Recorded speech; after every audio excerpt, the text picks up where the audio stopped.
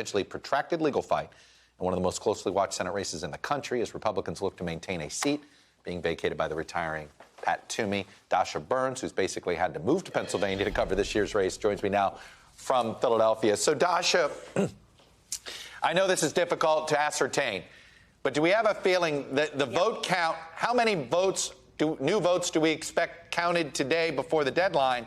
And then if that, whatever we see today, the only other new additional votes are those votes under dispute with the courts, and is that it?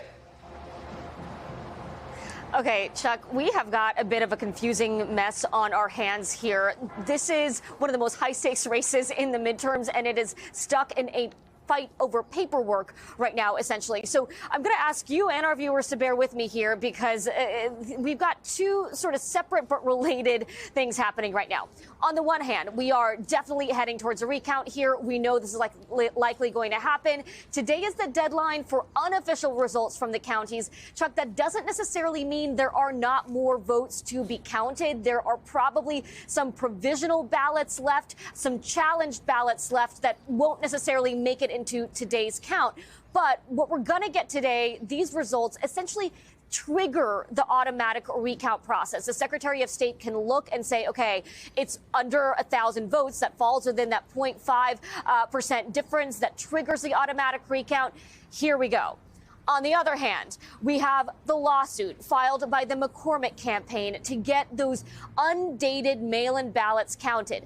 This lawsuit, Chuck, is based in a court ruling issued on Friday that actually has nothing to do with this election on its face. It's about an election from last fall, November 2021, a county judge's race. The court ruled that mail-in ballots that don't have a date written on them by the voter, that they should be counted. The McCormick campaign is arguing that that should apply to this race as well. The Oz team does not agree with this. In fact, they say that McCormick is taking from, quote, the Democrats' playbook here. Also of note, the Pennsylvania Republican Party siding with Oz on this, the RNC, Republican National Convention, also siding with Oz on this. And the Secretary of State has issued guidance just this morning telling counties to set those ballots aside, segregate them for now until we have some sort of result from this legal battle. Yeah. Counties, though, could still have their own votes, make their own sort of decision on how they want to deal with this. And voters trying to make sense of what's going on here are probably losing their minds just like I am right now, Chuck.